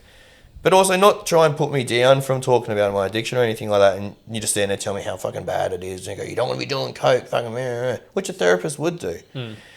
But confiding and talking in a way where, okay, like, yeah, sweet, well, I've done it as well. Like, I've been there, like, it's all good. Like, you can get past it. Like, you're not a bad person for doing it. I'm not going to sit here and make you feel like a shit cunt for doing it. But I'm going to fucking get on your level, and I'm going to talk to you about my experiences. And you make of it what you do. That's fucking perfectly said, man. Yeah. That's all I can do. That's all anyone can do. No, and exactly, bro. And that's exactly how it helped me. Just it's about finding the right way out of it. And mine was talking to somebody who's been through the exact same shit. You can go to therapy. Like, that's why I don't go to therapy. That's why I never have. You're in it right now. If you want to look at it that way, if you want to call it like I mean? this, and which is what I It's a shitty label, eh? Like, yeah. Like, it's hard, bro. It's a very hard way to look at it, but let's call it a therapy that works. Like, if that's what we're going to call it, bro. where the conversation comes natural. You know what I mean? You haven't asked me really a single question. It's flowing conversation. You go to therapy, they're ready. You walk in there, they got their clipboard out with a fucking set of questions. They're already ready to ask you. It's a basic set of questions they ask everybody. I used to sort of be not like that, but I felt like if I was going to help people, I needed to note down what they were going through. Yep. So I could remember, or try and, I don't even know what I was trying to do, but I just realised the whole structure of shit just needs to fuck off. Like, it's just, we meet in the present moment like we did back then, and like we have this morning. Yep. And then we just, without any type of fucking anything, just start and see where it leads to. It was like the first time I met you. We only got a coffee, went for a walk down Burleigh. And even just coming into that, I was like, I don't fucking know how this is going to work. Even like telling me mates or my missus and that I was going to see you. They were like, at first everyone's like, it's like, what's it for? Like, what do you do? Like, and I was like, I don't fucking know. And I said, we're going for a chat. Yeah. And he's like, but like, what's that going to do? Like, what's that going to fix? What are you going to achieve from it? And I was like, I don't know, but I'm fucking trying it. And we rocked up, grabbed a coffee. That was the first time we met. And there was nothing specific to talk about. No. We went for a walk and conversation led to conversation. That's all it was. And that's all it really needs to be. That's it, man. Like, I'm not going to go leading anyone down, like, what happened to you in your childhood, this and that. Like, if people want to talk about that, I want to feel them safe enough to be able to talk about that. That's all. I guess that's all it is. Like, feeling safe enough. You knew that I'd been through it, similar types of things. So obviously that made you feel comfortable. And we'd spoken before. You see, all of the stuff that I just put up online, randomly at times and that. So you sort of can. I felt drawn to it. It was I guess it was the energy, which I never thought or looked at things like that before that. You know what I mean? I never thought I was, drawn to an energy or anything like that. Like I told you, I was usually pretty socially awkward. Like, if even my wife says, like, I'm guessing, again, I guess it's energy. So if I meet a random person and I just don't feel it, I'll struggle to talk to them. But sometimes I just feel it. I don't see it. I don't know about it. It's just, conversation will just flow for me. You know what I mean? But yeah, put me in a room with somebody who obviously I don't like their energy or whatever, and fuck, I won't be able to talk to you at all. Like I won't be able to have any flowing conversation. I'll be the most awkward cunt. I won't even look at you. Like it's strange. No, I'm very much like you can't go around, matching everyone's energy and having a D&M with them and all that. You'd be constantly fucking on. With a few caps back in the day, you could have a D&M with anybody. Fucking love your fucking worst enemy. Oh, you can imagine one of these couches back in the day. 5 a.m. just sitting here, chatting shit, loving each other. Yeah. We've all been there. Oh, fuck, man. That's. I think we should probably wrap her up. Yep. The audio seems to get a bit laggy around the 2 hour mark, but that was a fucking good chat, man. That was good. That was a real good chat. That was really good, man. I appreciate you having me on, bro. I appreciate you coming. Coming to be on the podcast with us, man. No, it was fucking. Yeah, that was really good, bro. Yeah. No, I fucking loved it. Hopefully, help somebody in a way, bro. Oh man, I don't doubt it for a second. I wouldn't just be a one somebody. Yeah. There's even through these types of conversations, this conversation we've had now, previous conversations out at the retreats, and the walks that we've done and shit like that. Like, it's a two-way thing. Like, it's never just you come to me for a bit of support and stuff back in the day. Like, I get just as much out of it as what you get. Yep. It's sort of like a give and take type thing. Like, I get to see things differently every time I have a conversation with someone, and especially with you. Yep. I haven't met this type of version of me before. That's how I look at it. Like, we are all one. Yep. It's just, we're all different. We're all sort of different beneath all of the ideas and beliefs and all that sort of shit that we have. But yeah, I appreciate you, man. No, bro, I appreciate it. I really do. No, man, bro, appreciate it. Been life changing, man. Yeah, it really has. Yeah. No, straight back at you, brother. Much love, brother. Thank you. You too, bro. Thank you. All right, bone bags. I know she's been a long one today, but know that has been definitely well worth it. Not just from my end, but I'm sure all you guys definitely would have picked up a whole heap of good golden nuggets out of that one as well. But Thanks again, Cam. Appreciate you, brother. No, you And too, bro. you don't mind if I chuck up your socials and all that type Throw of it thing? on there, bro. I'll chuck it up at the start, and Yep. yeah, people can go check you out, have a bit of a stalk. Yeah, bro. Why not? Yeah. But yeah, Nah, sick. yeah. I hope the boys at work had a good listen as well. I hope all you boys are good and not doing it too hard in there. And Yeah, hope you're all doing well. Much love to all. Yeah. You know, fucking. Everybody has their own shit. Everyone's going through something else, but everything's gonna be all good. Everything's gonna be all good, brother. Everything's gonna be all gravy, baby. That's it, bro. All right, guys. Much love. Have a See good you one. all. Bye bye now.